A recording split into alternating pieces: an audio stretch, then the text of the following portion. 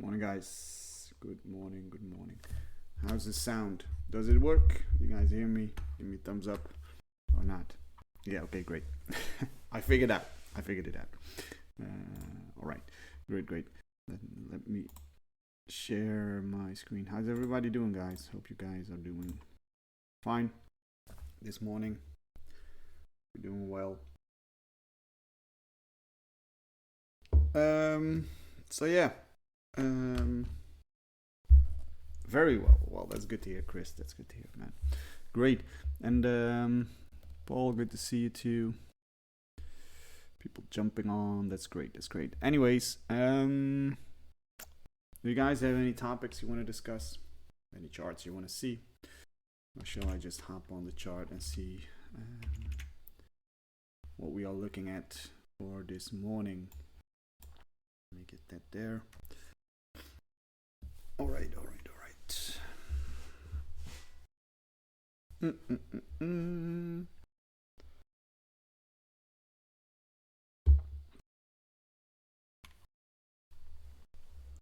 Yeah, but why looking at Rio? Rio is goddamn strong. What's the question behind me looking at Rio? Just the question about, well, I can look at a chart, but if you have, is it about DCAing like I said the other day? Is it about, well, now I still have half left because I had half of my zero staked, so I unstaked it.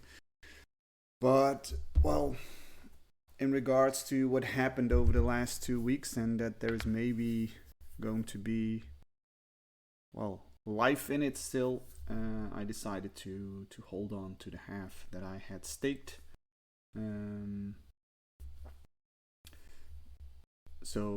Yeah, what time frame, Chris? First, let me check because I think I was seeing some setups forming. This is 15 minutes, by the way. I do like AVE the last couple of days, very strong. The 15-minute here is not a doji, so that's not. Let me go through the charts real quick. For now, I'll give you some more detail once we get to that. Let's see. By the way, the 15-minute chart. So, Litecoin breaking out there. The 3 bar. Okay. Morning, Peter. Morning. Good to see you here. Ripple expanding here. Bad morning. What's on? What's going on, Leia? What's going on?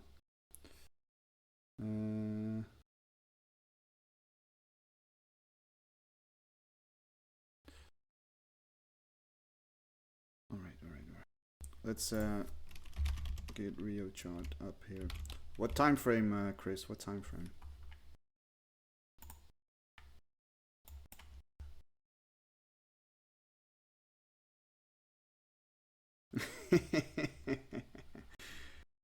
Get him out.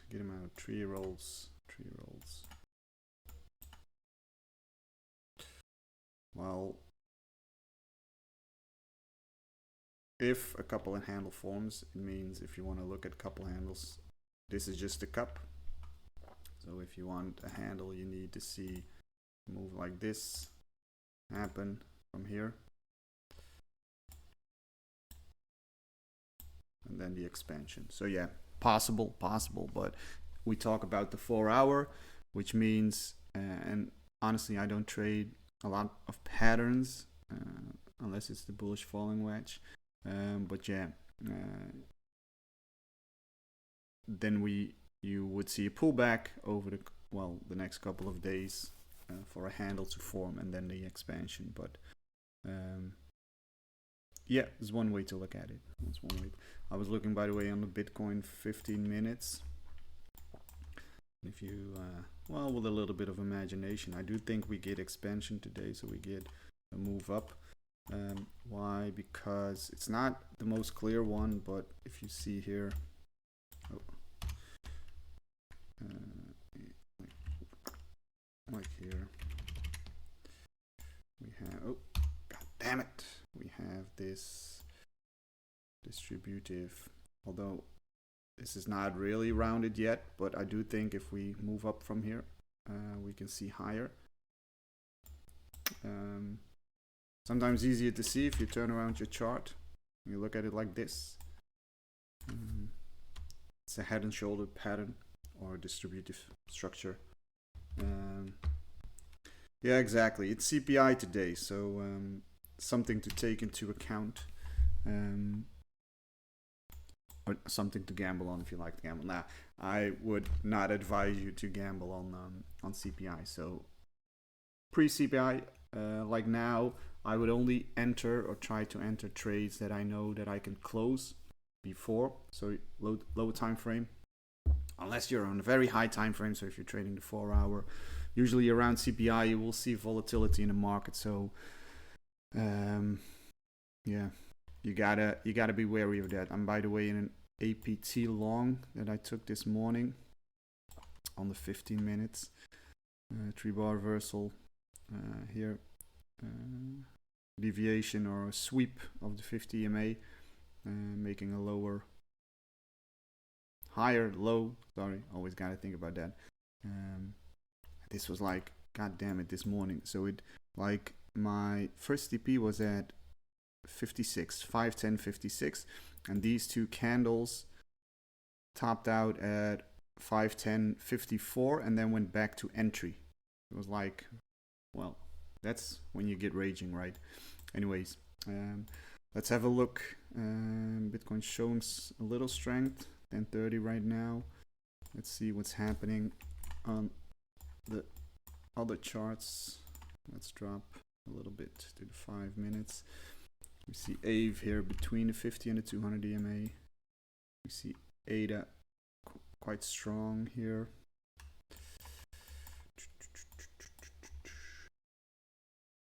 Morning, Dave. Morning. How I feeling about the market? Now, I honestly believe we're at the doorstep of good expansion. But, well, I still also have PTSD about all these fake pumps and this orange guy in the US like dropping a tweet calling President Xi of China a cunt, and that is never going to work out. So yeah, you know, we just don't know. It's really a weird market to be in. Like, we are always anxious about something in the bigger picture and scheme happening and dropping us to new lows. Yeah, Ripple expanded a lot today. Not a good move here. Could be seeing opportunities if we retest this trend line here. Oh, it's even a longer one. I think it's a nice trend line. Look at higher time frame. Let's look at 30 minutes.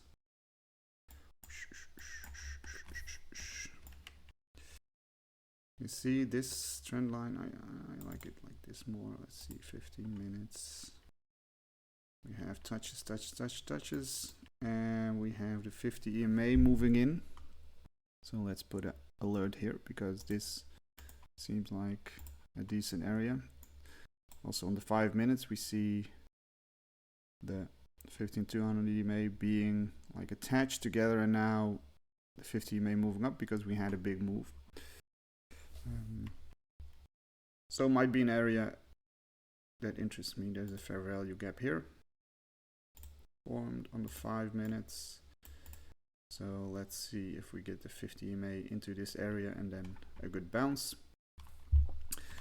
Let's see, that was Ripple, and we have Bitcoin. Well, Bitcoin still deciding what it wants to do. AVE is going lower.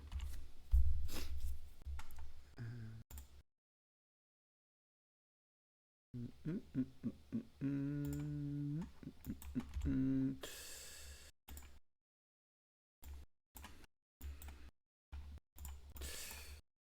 If you guys want me anything to look at or discuss, just let me know, alright? Because right now, I still think like ENA could be, ENA could be a nice one, as we have, and this is the 15 minutes, so it might take some time, but I'm going to be looking at this. What I was looking at this morning is that there's this channel, downwards channel, where it's trading in. So as you can see here, it's either the top line acting as resistance, the bottom line acting as support, and the middle line, so the half of the channel. And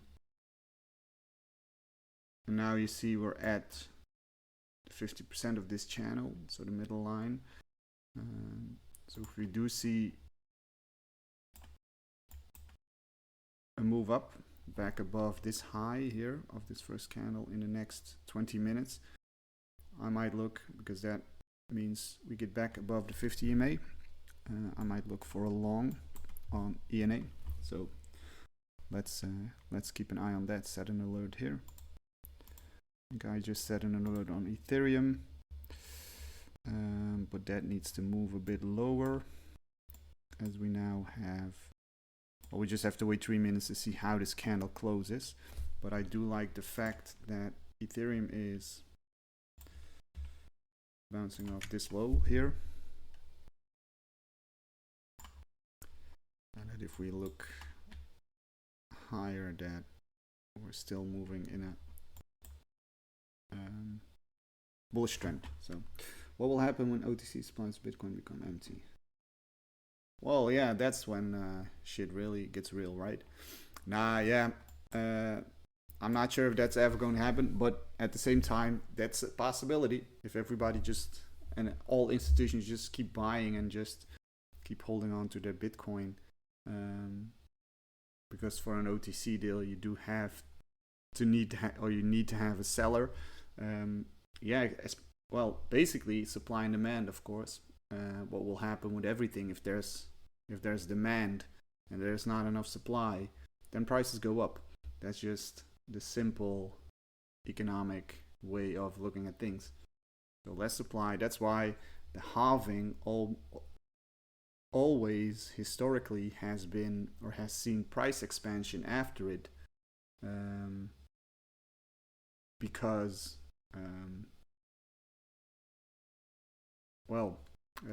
supply becomes decreases, and even if demand stays the same with an increasing or decreasing supply, prices will go up. Well, there's Mr. Fudd again. Good morning, mate. You should be like a real fun person to be around, right? God damn it, man.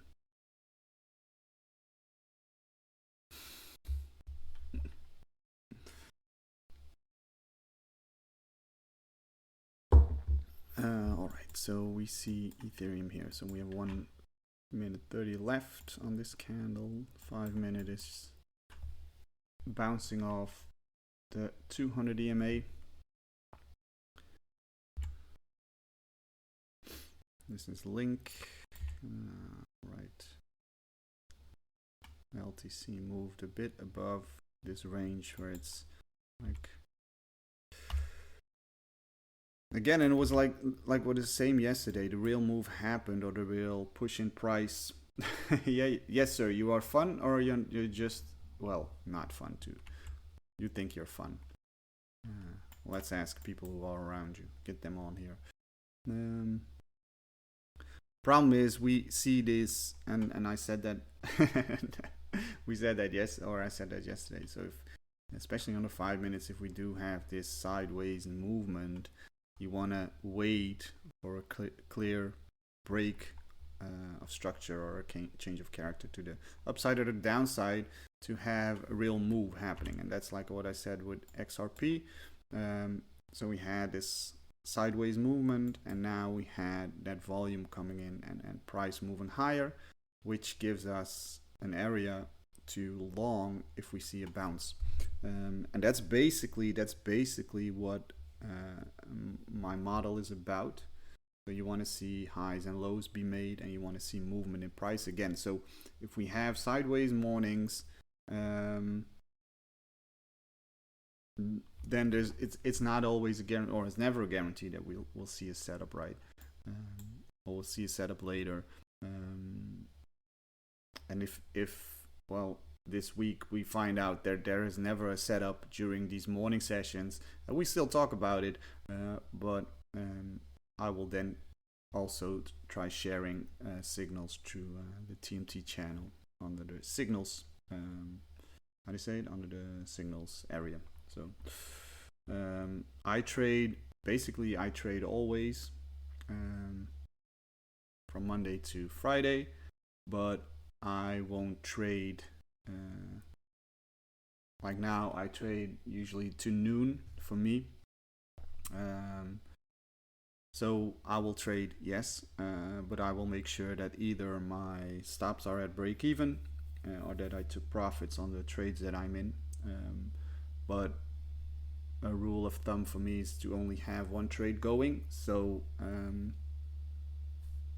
that's easy to if I do have a trade already. Now it's different of course, because like I said, I made a new account for the TMT Talks. But yeah, I have one trade going right now, and I won't take another trade until that's either finished or. So short answer, yes, I do trade news days. I do think usually what you see is like the news candle is weird, and you gotta stay out, and then after you can trade.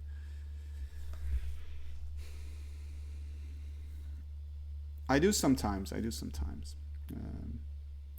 But that's mainly because we get a lot of questions about trades. So then I'll put them on so I know what trades are running and which trades are not. But I won't. I won't rely on signals. Of course, you shouldn't. But yeah. Big G, is it feasible to try and obtain a funded account, then trade with that just using the signals in this group? Have a feeling Marsh said that's not allowed under their T&Cs, but don't know how they know. Yeah. Basically, if you, for CFT, for example, crypto fund trader, a breakout prop firm, I don't know, I'm not sure.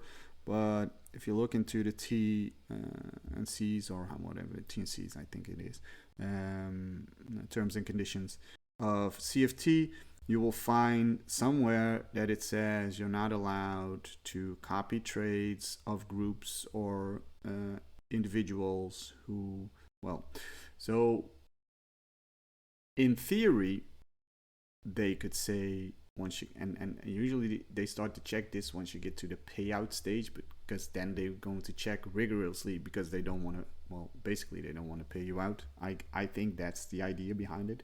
The less they pay out, the better their health of the company is. But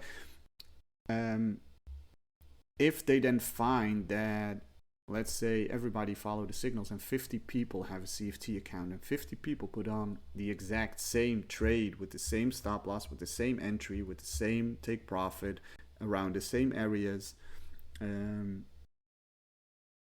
basically they could say, okay, yeah, you've copy traded it. But I'm not sure if anyone ever got denied a payout for that. I haven't heard of that yet.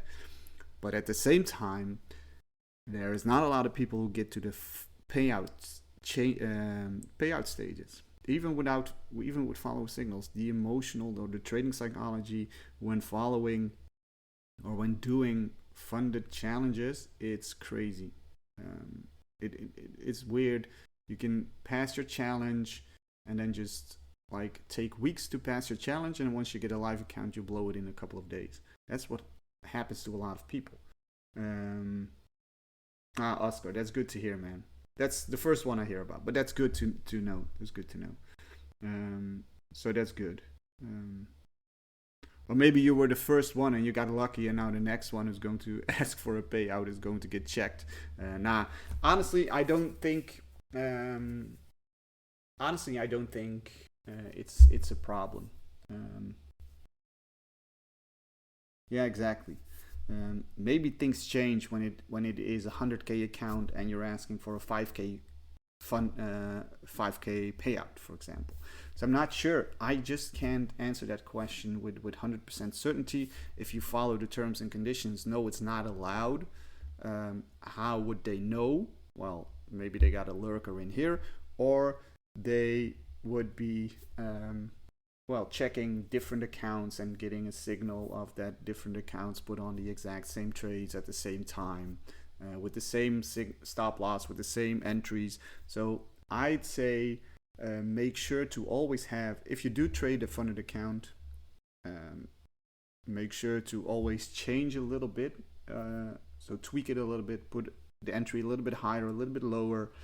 Do your take profits at, well, little different areas than what's said by the trader. That way you don't exactly copy trade it, and then make sure you have also your own chart setup. In my opinion, that should be a thing to do. So if you let's say you follow a signal,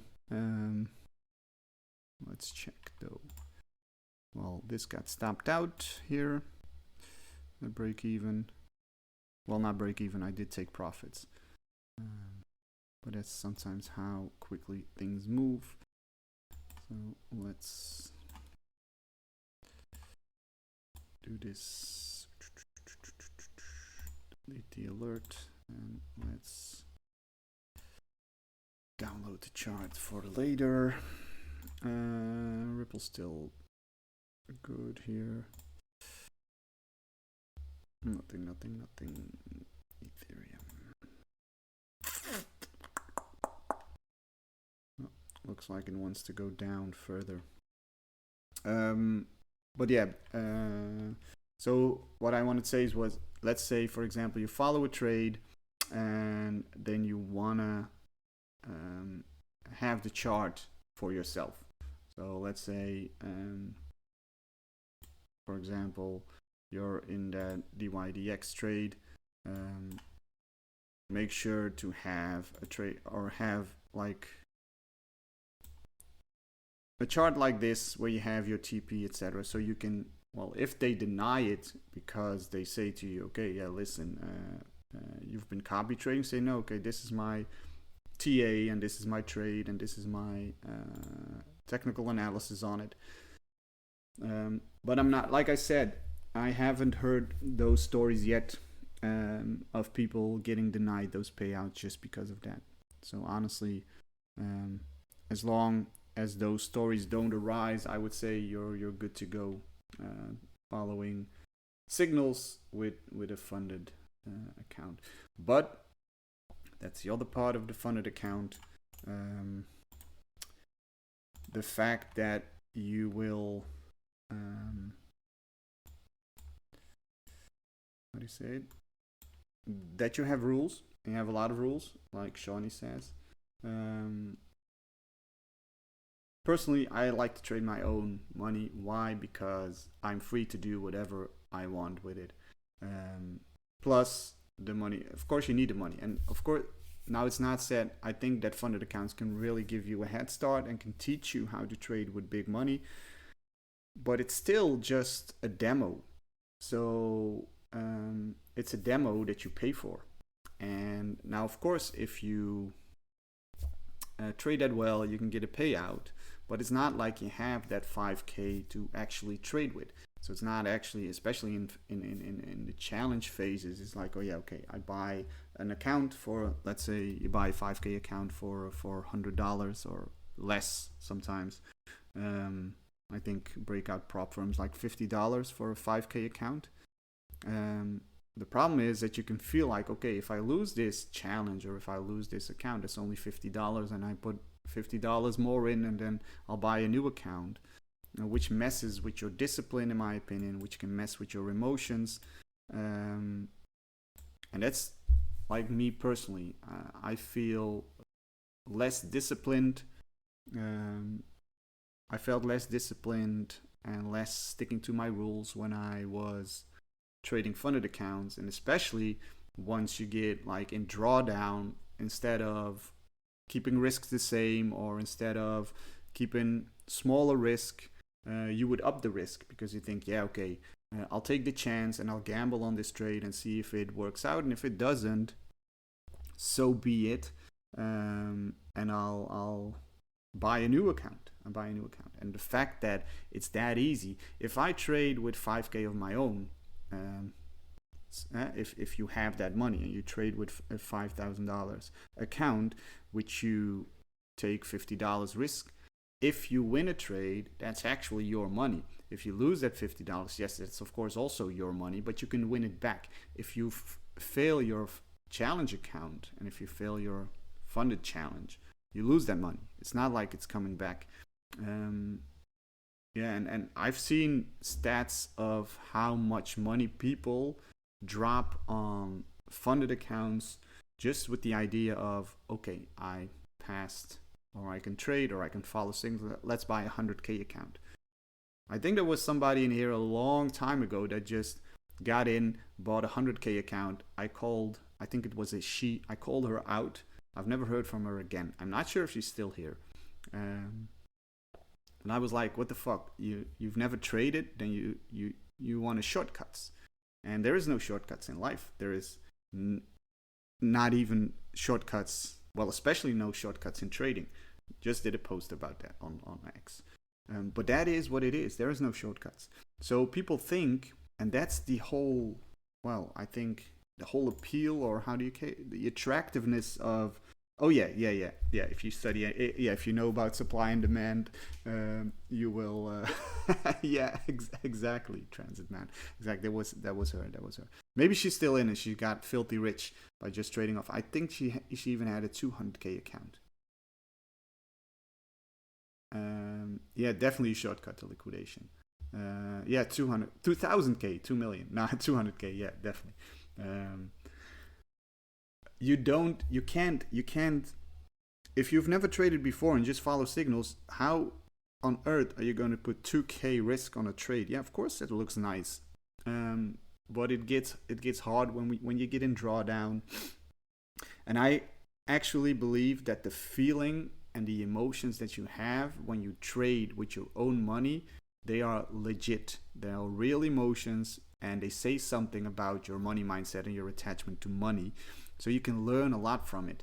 And if you feel like you don't have those emotions going through a funded account, I don't believe that you can be a long-term profitable trader with your own money if you are not able,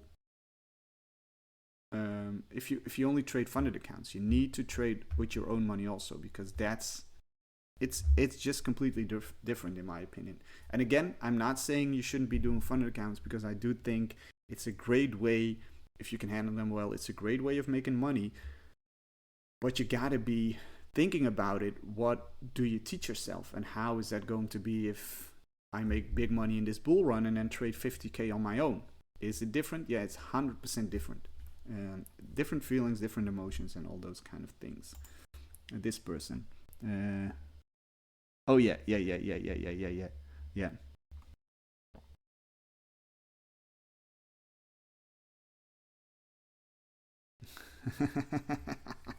fuck that.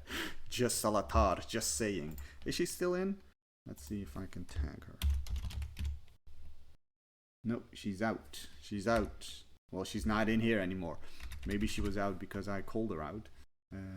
Yeah, exactly.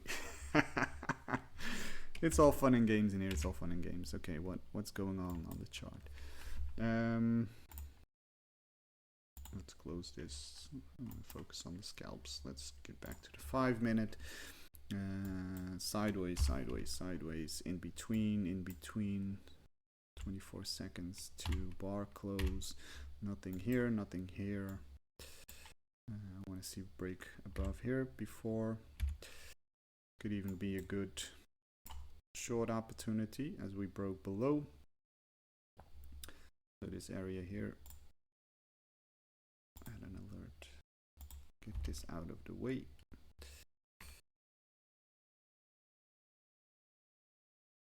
Was that Crypto Queen? Nah, that was somebody else, right? Was it she? Was it she? Was it her? Sorry, was it she? She, what the fuck I'm talking about? Was it her? Was it a she? And was it her? Right, that's how you say it, right?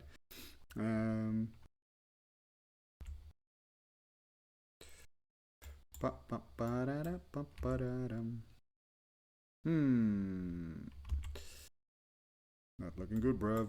We did a deviation above here, and now we're back at the 50 EMA. No 3-bar reversal.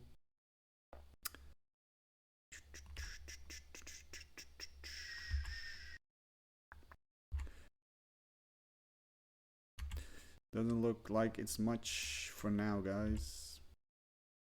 And again, this is a trading. I did? Well, sorry. Willis. Oh, yeah. Morning, Dabs. Good to have you here. But again, if we talk about patience and if we talk about, well, waiting for the right setup to come instead of searching, well, this is what it is. We need to wait sometimes to see if anything plays out. Again, I do believe shorting comp.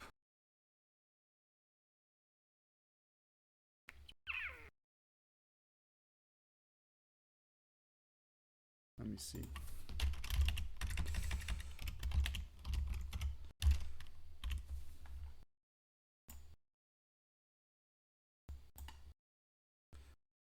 It's a daily, but yeah, let's see if I look at the daily. Yeah, possible, but again, there's also a rule: don't short strength unless there's a legit change in structure on any. Well, wait, this is the time frame. So again, personally, and oh man, look at this wick. This god, people. Anyways, showing strength, breaking above the 10 and 50 or the 250 may even on the daily. Could we see a pullback? Yes. I think what you draw on there, that line, is that support and resistance line. This is definitely at resistance, as you can see here, this whole area. But I would be wary of, how do you say it, trying to short strength.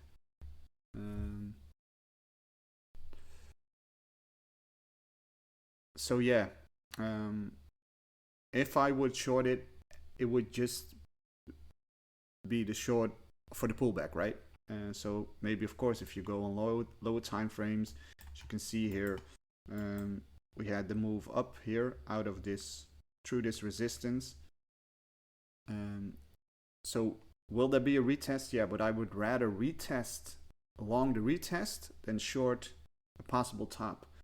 And that's me personally, of course. But if Bitcoin regains strength or starts pushing up more, there's no, well, the reason for yourself, what you should ask yourself is it lining up? Is there enough confluence for me to take the trade? Again, I can say don't short it, and you can say I short it, and you can be right and I can be wrong, or we can both be right? Yeah.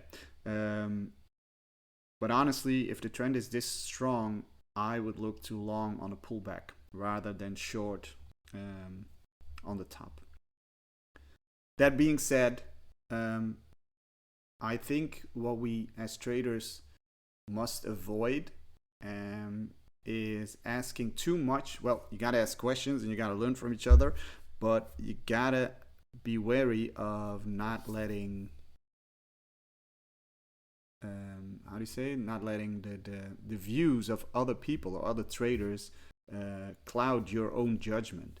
And that's again why I always keep saying you gotta have strict rules, and you gotta have, well, basically rules that if you give them to me, I can find the exact same trade as you take. And it doesn't matter if I think we're strong and we go up. If you feel that your model is playing out and your strategy is there and you've proven yourself that it's working over time, please do take the trade.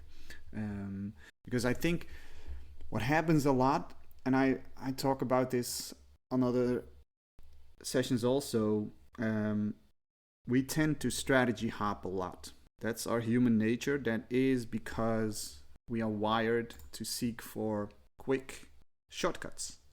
Shortcuts are usually quick, but we look for shortcuts and we want things to click immediately. So we find a strategy that works for us. And then we start testing it, and then after a week it's not profitable. We say, okay, oh yeah, maybe we'll add this and I'll add this, or maybe I should look for something else because this doesn't work. No, 1 week, for example. And I know, man, you're trading well, and you're I think 2 years in the game. So but I think in general speaking, not necessarily to you. What new traders do is they find something, think, oh yeah, I like this, then it works a couple of times, then it doesn't work, like for a week or something, or for a couple trades, and they say, okay, it doesn't work. No, that's not true. You gotta find out in the long run if something is working. And maybe you're getting sick and tired of this, but I will tell you the example of flipping a coin again. If I flip a coin, it's a 50% chance that I flip heads, 50% tails, if it's a legit coin, right? So with heads and tails. So I flip it, 50% chance. So I say heads, I got a 50% chance of being right. Now, even though one flip gives you a 50% chance, it doesn't mean that 10 flips or 25 flips, or 26 flips, 10 flips, 20 flips, that they are exactly divided into 50% heads and 50% tails. For all I know is that I can flip 10 times and have 8 times heads and 8 times tails. In trading, it's the same. If you have, on the long run, you know that you have an edge. So even if you have a 50% win rate, it still means you lose 50% of your trades. But if you know that every trade that I take loses 1 R, and every trade that I make at least always makes me more than 1 R if I win, then it doesn't matter if it's 50% over the long run. But it still can happen that you take 10 trades and that you lose 8. And that's the reason why risk management is so important. Because if you take 10% risk on a trade and you lose 8 in a row, that's 80% loss. Well, you got to do a lot of things to recoup that. But if you just take 1%, 1 R, if your 1 R is 1%, it means you lose 8% of your trading balance, but you can overcome that by a couple of good trades. Sometimes even one trade can make up for those losses. But the idea of that taking 8 losses in a row could be just part of your strategy is something we can't handle because we don't like to lose. And especially in trading, especially if you put on your own trades, why is that? It is because we don't like to blame ourselves, and we don't like to take responsibility for our own faults. It's just something we're not accustomed to do. A lot of us are not accustomed to do or never have learned to do it that way. But once you trade, it's just you and the market. And there's nobody else to blame but you, because you can't blame the market. The market doesn't have feelings. The market doesn't care if you win or lose. The market is just price action. It's just the buys and the sells of everyone involved in the market. So again, that's why I do talk a lot about emotions. That's why I do talk a lot about discipline. That's what I do talk a lot about, what trading is, if you do it live. And that's also why I talk about or do this trading with you while talking about what happens. Good morning, Luke. This is the 4. If we look, just look at the 4 hours. Some coins are very strong compared to the rest. Like I said, AVE is very, very strong at the moment. Broke out here. I'd like to see a 4-hour retest here. That would be nice. Especially if you didn't trade on the 15 minutes. Things look like really, really if it falls this low, well, that looks really really bad, right? But still can, like, that's what it is. Sometimes on lower time frames, things could be absolutely in the mud if it falls that much down. But then you look at the higher time frame and think, oh, yeah, this is goddamn bad. The bullish, right? This is bullish. We broke out and we retest. You can have my thoughts on Doge, definitely. Let me put this chart right here for people to see, like this. Which EMAs do you use? What's the green one? Is the green one, is that the I think the black one is a low one, right? 21? Oh, I can't see if I have this here. I can see you type. Well, give me a minute. I'm gonna download it. Download the picture. Oh no, open in browser. That's what I can do. That makes it easier. So I can look at it here.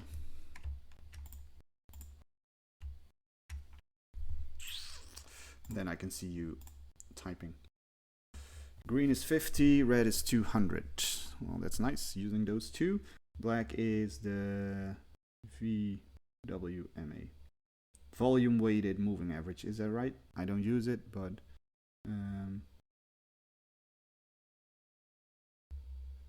so it takes the volume into account.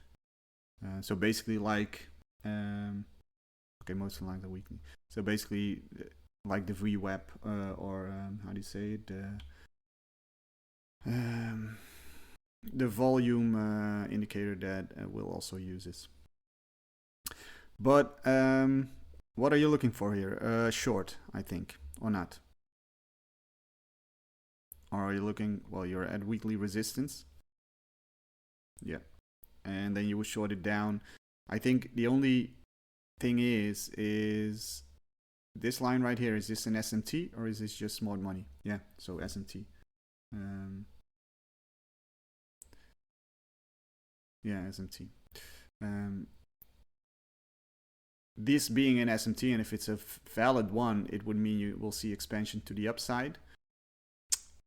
You can short here, but then you should only target this one, I think, because if we on the daily move down here, that wouldn't be looking good. And yeah, invalidation would be above, breaking above like the 50 and the 200 EMA. Red was 200. So I would wait for the break, yeah. Probably Bitcoin, I think. Just use Bitcoin for every crypto as an SMT.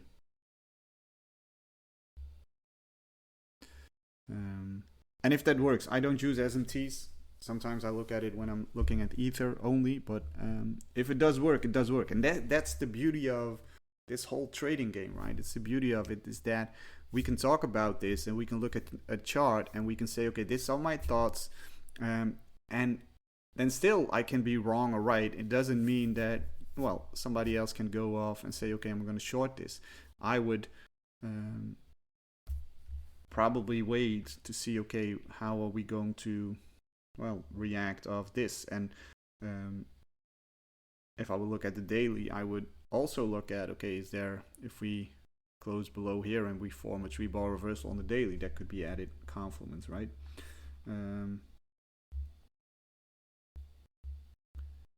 Yeah, I think I like to look at strength on coins. So we all have our preferences. I think we like, most of us like to long rather than short. In my opinion, that's something. And I think that goes because shorting goes against our nature. Like making money when something devaluates. So it's weird, especially if you're holding a big portfolio and you go short. You basically go against your portfolio, right? And I think that's also why people hate it and find it hard if one of the pro traders like Sherlock the other day with his Bitcoin short, that people hate that. But if you are a day trader, everything is an opportunity. Shorting is an opportunity, longing is an opportunity. What you can do if you hate shorting is just inverse the chart. Oh, that was the wrong. Alt I, inverse it. Look at this. A retest of this would be a lovely short, right? Everybody prefers a short. I think it's natural. Paul, what did you ask? You long when price above 15,200 EMA, but it doesn't matter if the 50 is above or below. Nah, not necessarily. I do think I never look at that, honestly. I do think that if the 50 is above, I gotta say it right. If the 50 is above the 200, it means there has been short-term bullish price action because the overall price is above, or the shorter price is above the 200. But not honestly, maybe I gotta look through my journals and see on my charts if there's anything that's looking like that or that. But again, if you wanna it's something to consider or something to look at. I personally don't look at it.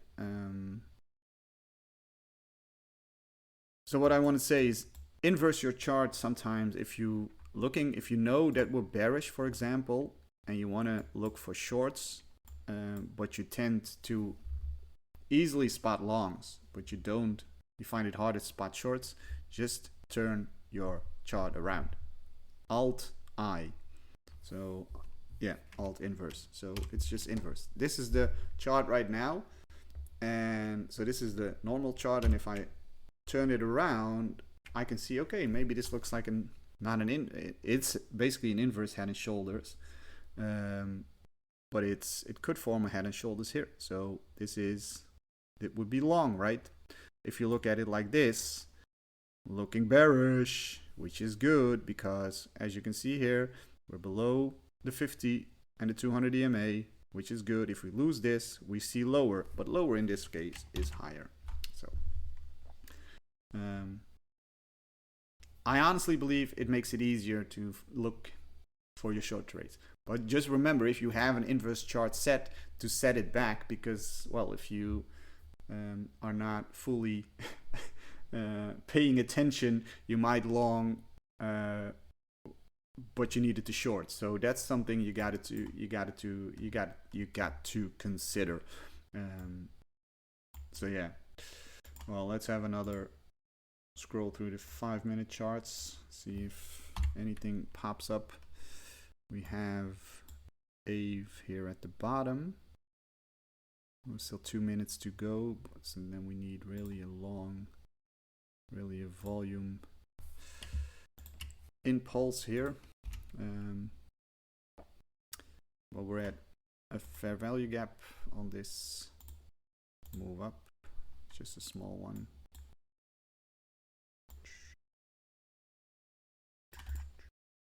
And I think, oh, what are we doing here? I think we had a lower.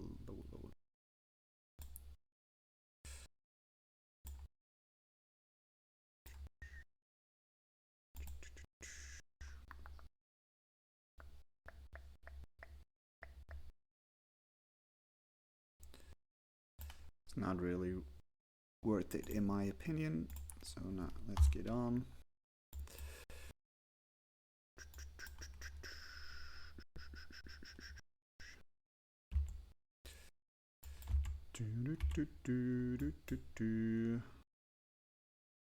We're even moving more down. I do think, honestly, as if you look at just sideways movement, we made this high here and now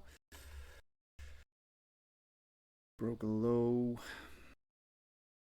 We swept this, but again, I can cancel this one, but I do believe, or do see, let's just clear this channel.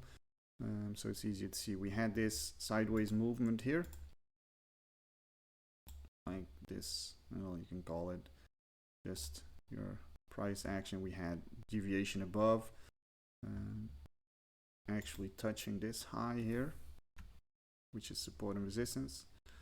And for now, it looks like we broke down. So this one here, it's the 5-minute, yeah. So this area could be an area of interest for a short, possible short. No, don't delete it.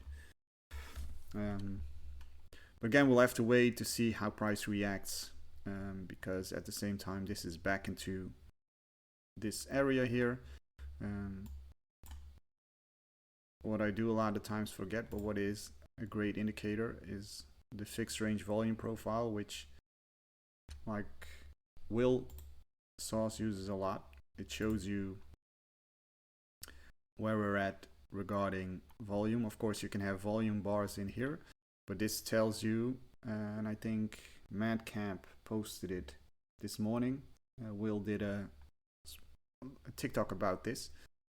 What it tells you is that at what price exactly the most volume was.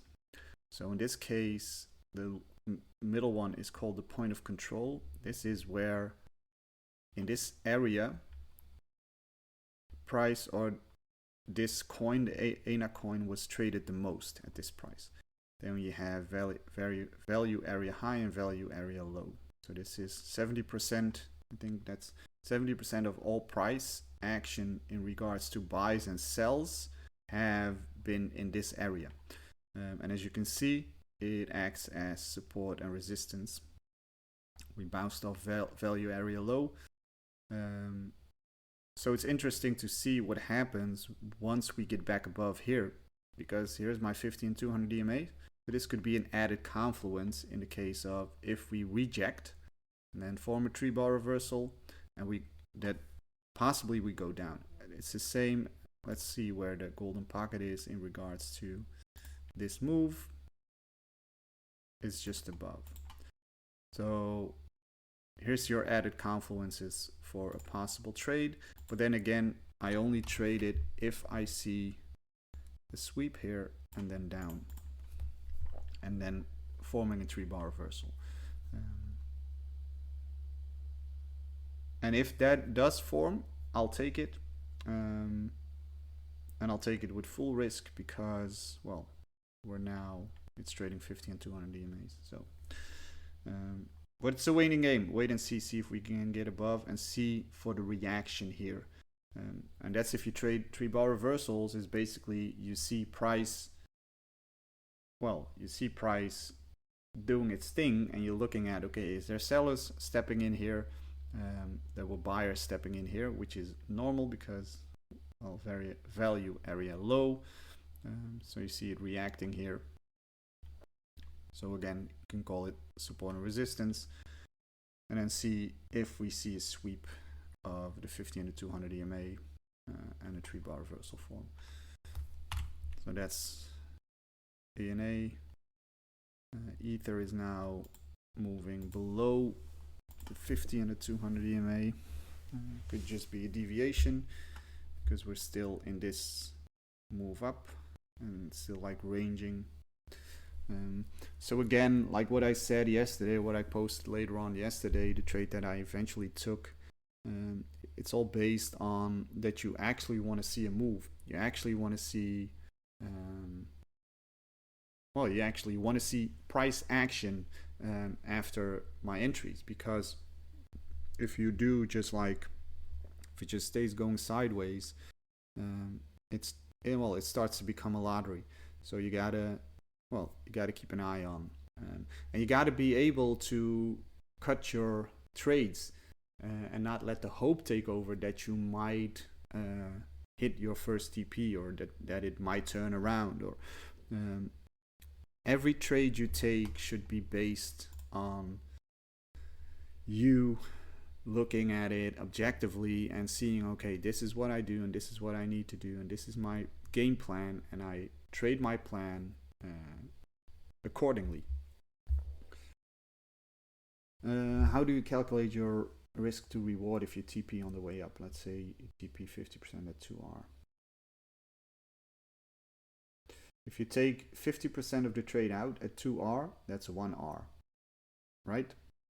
Can you follow that? You take 50% of your position at 2R. It means you take out one risk, 1R. If you then hit your full TP and it's originally 4R, now only 50% of your position reaches 4R, which is then 2R. So if you then end up with 3R. Can you follow it? Because the R is, so yeah, okay. What I do is, and I told about that yesterday, but it wasn't recorded. I do take 0.5R. Well, if we talk about the strategy for the TMT Talks, the scalp trades we do take, I take out 0.5R at my first TP, and my TP is not necessarily at 1R. My TP can be higher, but whatever I like to have 3 TPs, and whatever my first TP is, there I take out 0.5R, and based on price action, I will move my stop loss, break even or not, or under the last low. Then at second TP, I will take out another 1R, and then at third TP, I'll either take out like 75 or 80% of what's left, or I'll take out 2R if possible, and leave the rest as a runner. So the third TP is usually my full TP, but then I will leave, based on how strong the market is, I might leave a runner. So for example, let's say I enter a trade here, and for this move up, and then I'll do my TP1.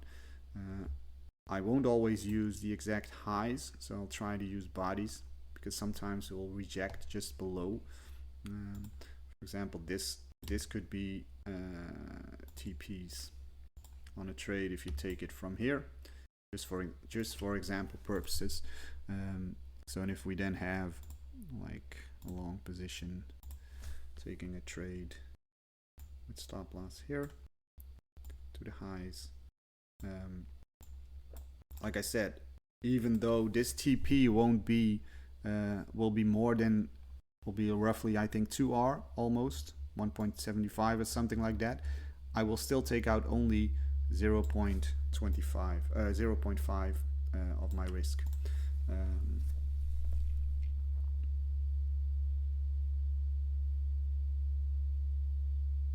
Yeah, I use them to know for myself at what R we are, well, what R we are. But like I said, I use highs and lows, support or resistance areas as TPs. So if my first area of resistance is here, I will cut it or I will skip it. And sometimes I would if my TP is not that high. But no, it's generally based on where price is drawn on the chart, where there's resistance or support, where price might turn around. So basically the same areas as I would look to short if I'm in a long, or areas that I would look to long when I'm in a short. And yes, you got to take into account, if you do enter a trade, you got to take into account if it's like decent RR to take the trade. Because if I take trades that I'll always end up with 0.5R, for example, and then do hit stop loss, for example, or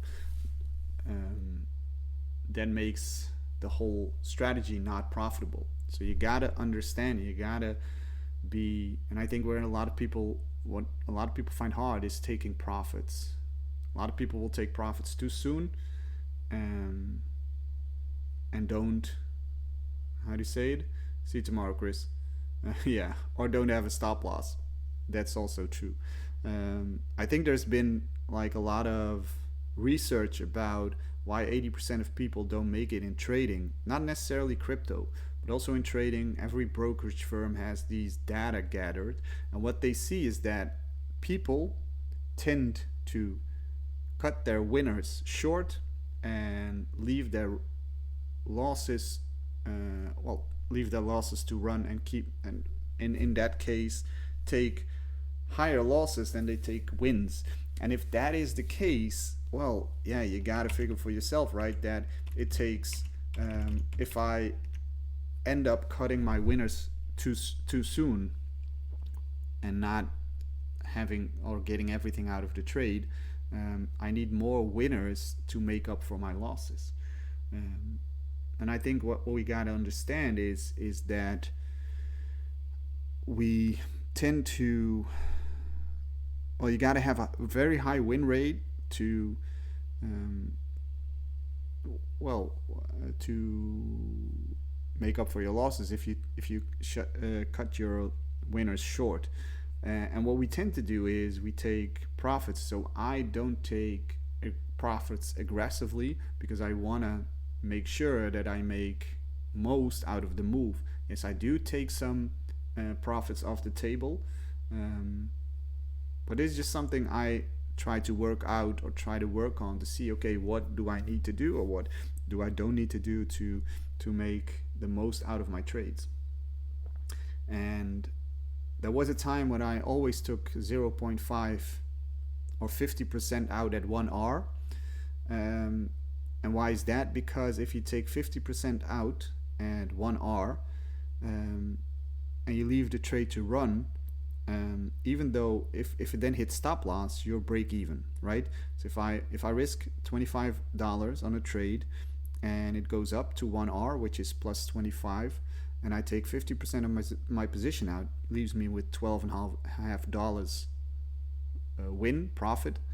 And then if it still hits stop loss, half of my position is still left. So half of my position, half of that 25 original risk hits stop loss, which is also 12.50.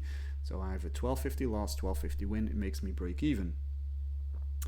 In that case, I'll end up in zero. But what I did find out is that a lot of trades who then run further, it only runs with half of my position. So I rather skim 0.5R off, which is that 12.50 based on the 25. And if that is at 1R, it's at 1R, but sometimes it's at 2R or 3R. I have more of my position left to let run, and then I'll only take if we reject, and then I take a stop loss. Then I have a small loss compared to my winners. So it's something to think about for yourself. Not necessarily what I do is right. Again, you can look at it in 100 different ways, and you gotta eventually do what works for you. Let's see, Transit Man.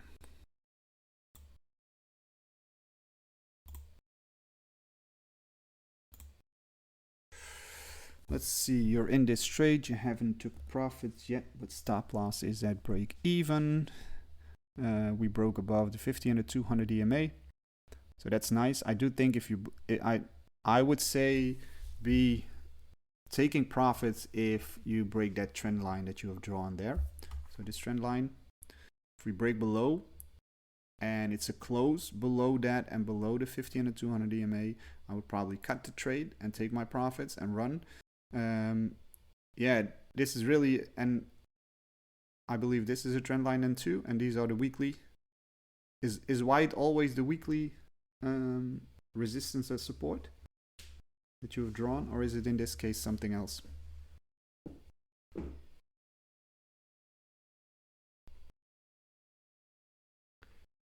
Hello Sam, good to see you. Bottom one is weekly, so that's nice. Yeah, I would say wait. Yeah, just it's the 4 hour. Just follow the chart. Be okay. And like I said, being stop loss at break even, that's okay, because at best you don't lose, and you win the knowledge of how this trade went and what you should do differently next time, for example. So you always win something. That's how you got to look at it. With every trade you take, you win knowledge. You win knowledge about your way of trading, you win knowledge about your strategy, you win knowledge about how you should or should not take profits. And I think a lot of us, we hate ourselves for it and sometimes frustrates ourselves over the fact that we didn't take profits or that we did not close the trade while it went to, I had trades going to 5R and then hitting break even because my dumb gut wanted to be greedy and or hadn't had like the, well, I got to take some profits out. No, I wanted to wait for exactly my level. But sometimes that's what you do. You stick to the plan, and then instead of beating yourself up over it, you learn from it, you look back at it, and that's why it's so important to keep track of everything you do, of every trade, even if it's just a screenshot. I don't write down a lot anymore.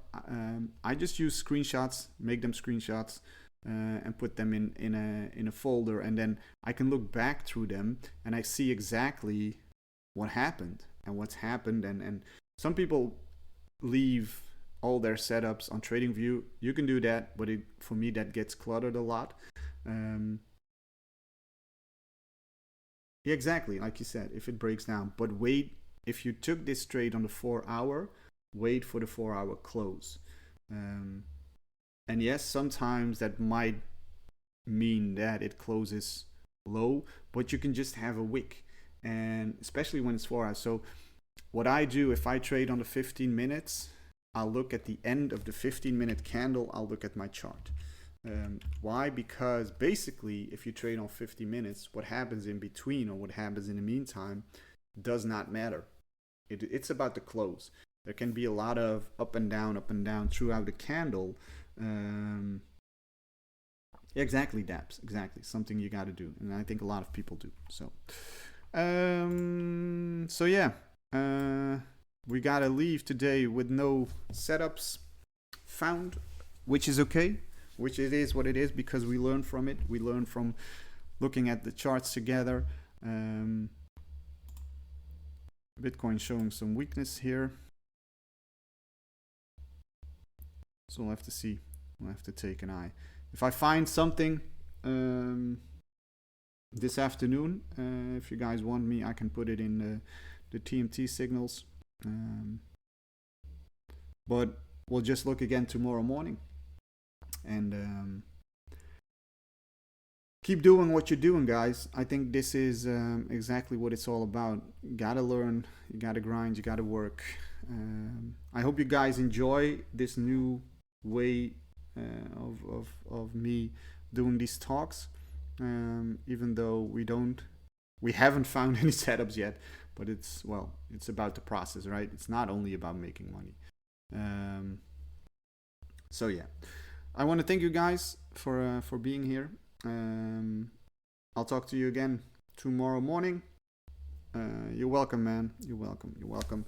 And hope you guys have a wonderful day. And if there's anything I like to share, I will share. So keep an eye out on the TMT alerts. Have a great day, guys, and talk to you guys again soon. Bye-bye. Ciao, ciao.